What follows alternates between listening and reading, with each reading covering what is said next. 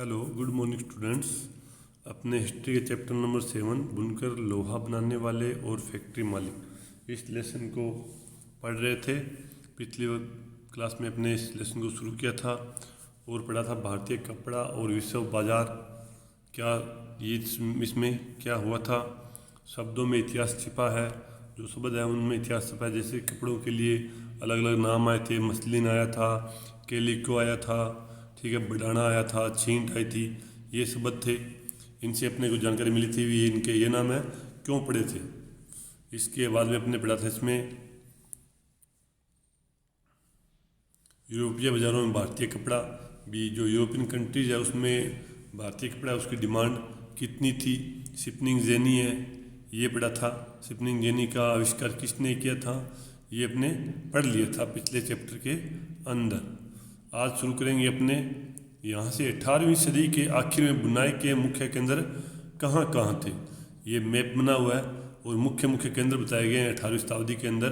भी भारत के अंदर जो बुनाई होती थी कपड़े की, उसके मुख्य सेंटर कौन कौन से थे। जैसे लाहौर पंजाब, सरहिंद, समाना, दिल्ली, आगरा, जयपुर, सांगानेर, राजस्थान, सिंध, अवध, अहमदाबाद, गुजरात, सिरोंज, बुरहानपुर, कंबे, सूरत भारत, उड़ीसा, बिहार, बंगाल, कलकत्ता, ढाका, गोलकुंडा, ये मुख्य मुख्य इसके केंद्र थे। ठीक है, जैसे इसमें स्टार का चिन्ह दिया हुआ, वहाँ पर सफ़ेद कपड़े की बुनाई होती थी।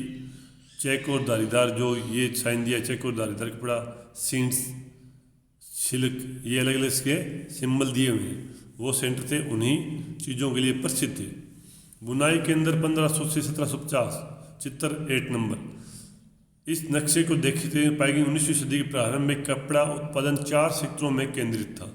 बंगाल था वो सबसे महत्वपूर्ण केंद्रों में से एक था।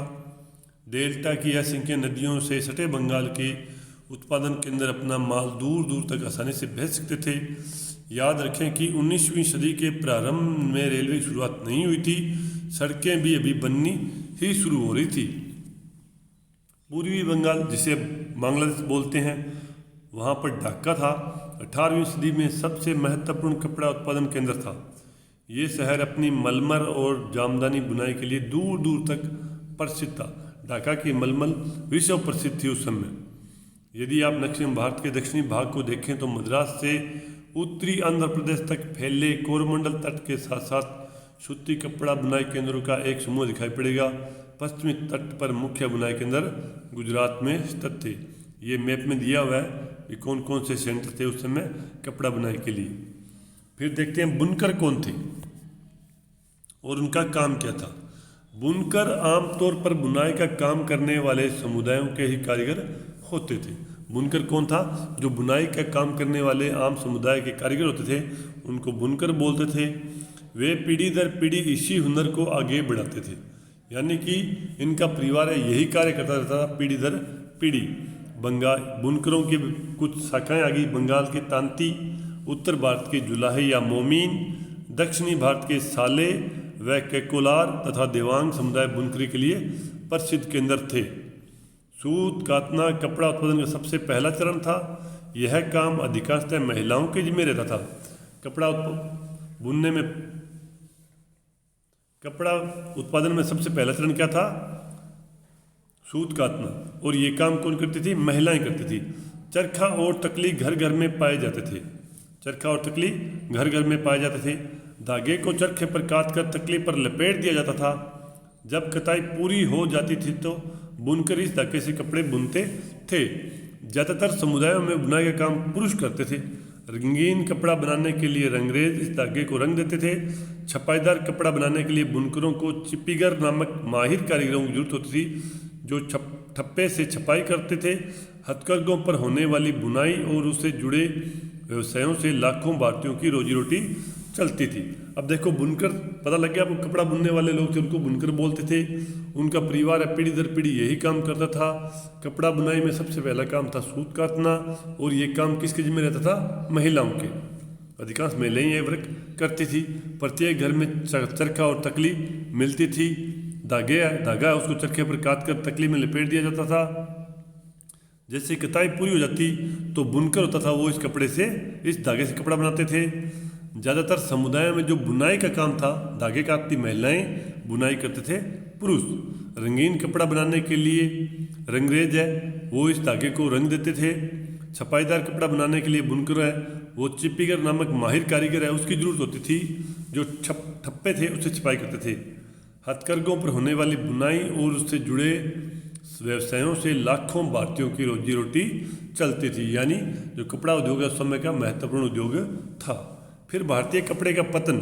भारतीय कपड़ा है वो अपने चरमोत्कर्ष काल पे था, लेकिन इससे क्या हुआ कि भारतीय जो कपड़ा उद्योग है उसका पतन हो गया। अब देखो उसका कारण क्या था। ब्रिटेन में सूती कपड़ा उद्योग के विकास से भारतीय कपड़ा उत्पादकों पर कई तरह के असर पड़े। अब जैसे ब्रिटेन में सूती कपड़ा उद्योग है वो विकसित हुआ तो भारतीय कपड़ा उद्योग है उस पर उसके प्रभाव पड़े। पहला प्रभाव क्या। अब भारतीय कपड़े को यूरोप और अमेरिका के बाजारों में ब्रिटिश उद्योगों में बने कपड़ों से मुकाबला करना पड़ता था।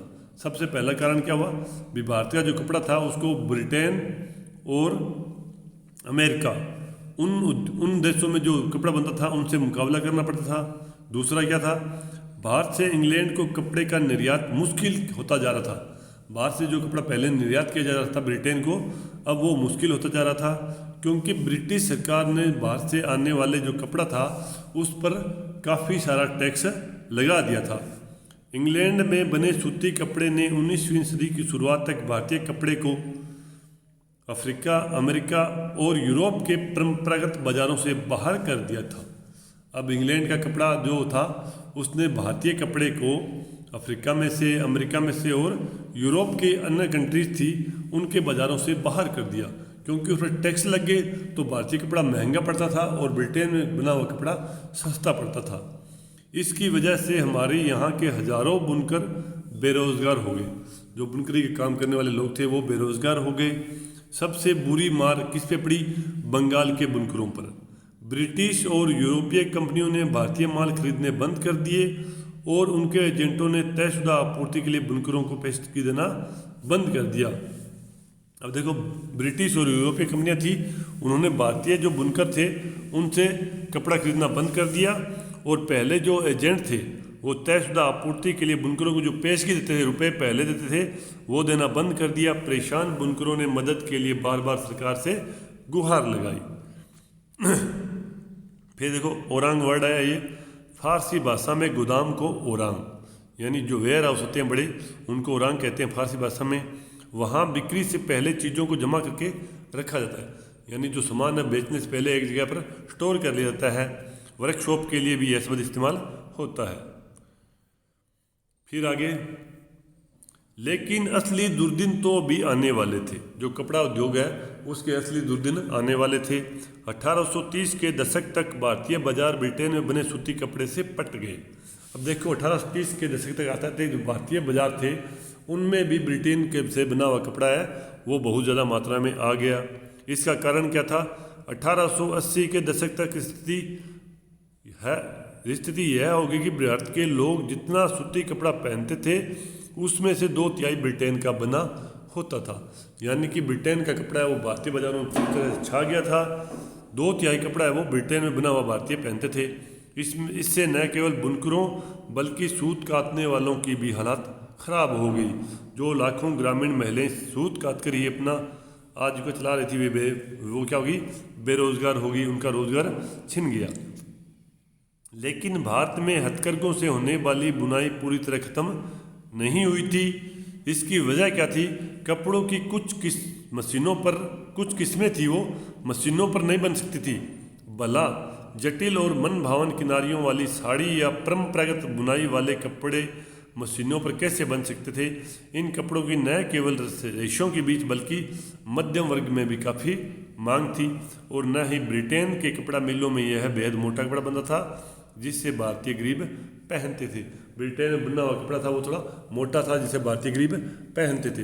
रईस और जो मध्यम वर्ग के लोग थे वो अभी भी भारत में बना हुआ कपड़ा है उसका यूज कर रहे थे, क्योंकि उस पर की जो कारीगरी थी वो बहुत ही महीन होती थी। आपने पश्चिमी भारत में स्थित शोलापुर, दक्षिणी भारत में स्थित मदुरा का जिक्र जरूर सुना होगा।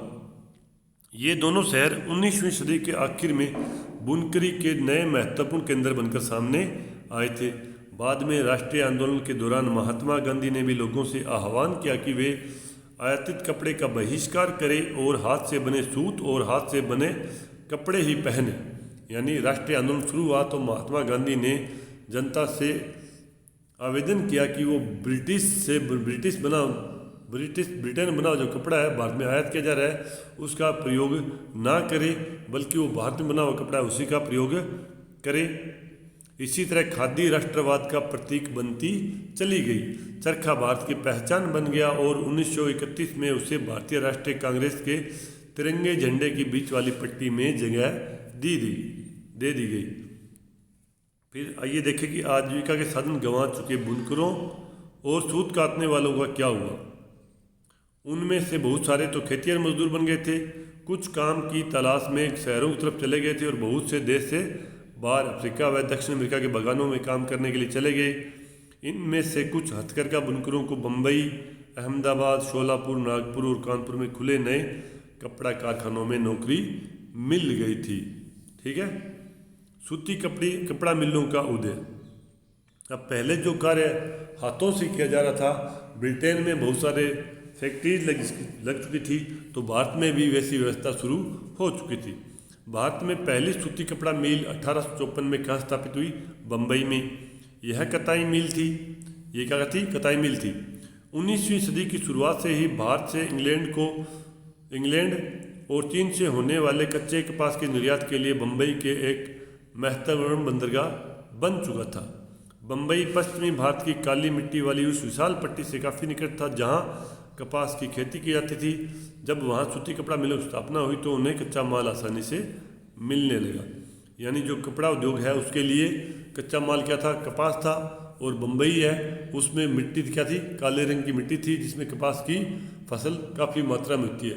तो कपास का उत्पादन बहुत ज़्यादा होता है महाराष्ट्र के अंदर, तो वहाँ से कच्चा माल बम्बई को आसानी से मिल जाता था।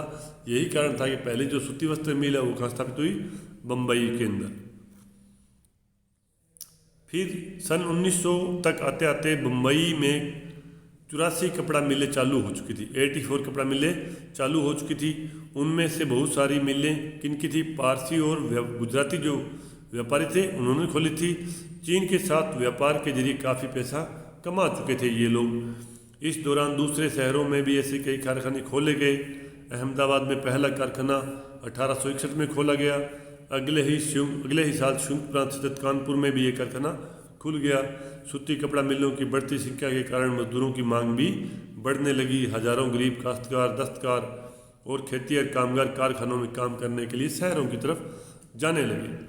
प्रारंभिक कुछ दशकों के दौरान भारतीय कपड़ा कारखानों को भारी समस्याओं से जूझना पड़ा। अर्थात भारत में जो कपड़ा उद्योग लगा था उसको शुरू में कुछ कठिनाइयों का सामना करना पड़ा। सबसे पहली समस्या उनके सामने क्या थी? इस उद्योग को ब्रिटेन से आए सस्ते कपड़े का मुकाबला करना पड़ता था। सबसे पहली समस्या ब्रिटेन से जो सस्ता कपड़ा बनकर आता था उससे मुकाबला करना पड़ता था। ज़्यादातर देशों में सरकारें आयातित वस्तुओं पर सीमा शुल्क लगाकर अपने देश में औद्योगिकरण को बढ़ावा देती थी। दूसरी कंट्रीज थी जिनको भारत माल बेच रहा था वो भी आयातित माल पर ज़्यादा टैक्स लगा रही थी, जिसके कारण भारतीय कपड़ा वो महंगा पड़ रहा था। परंतु औपनिवेशिक भारतीय सरकार ने स्थानीय उद्योगों को आमतौर पर इस तरह की सुरक्षा नहीं दी। लिहाजा भारत में औद्योगिक सूती वस्त्र उत्पादन की पहली बड़ी लहर प्रथम विश्व युद्ध के समय दिखाई दी, जब ब्रिटेन से आने वाले कपड़े की मात्रा में काफ़ी कमी आ गई थी और सैनिक जरूरतों को पूरा करने के लिए भारतीय कारखाने से कपड़े का उत्पादन बढ़ाने की मांग की जाने लगी। अब ये वो समय था जब भारतीय कपड़ा उद्योग है उसका पुनः उद्धार हुआ। जब प्रथम विश्व युद्ध हुआ तो ब्रिटेन में कपड़ा उद्योग है वो कपड़े की डिमांड है वो पूरी नहीं कर पाया, तो ब्रिटेन ने वो डिमांड पूरा करने के लिए भारतीय जो कपड़ा उद्योग है उसको बोला भी आप अपने उत्पादन को बढ़ाइए और हमारी जो ज़रूरतें उनको पूरा कीजिए। फिर है टीपू सुल्तान की तलवार और वुंटज स्टील।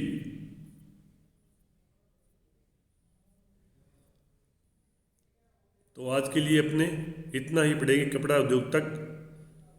अगले नेक्स्ट क्लास जो होगी अपनी उसमें पढ़ेंगे टीपू सुल्तान की तलवार और वुंटज स्टील। तो आज के लिए इतना ही। थैंक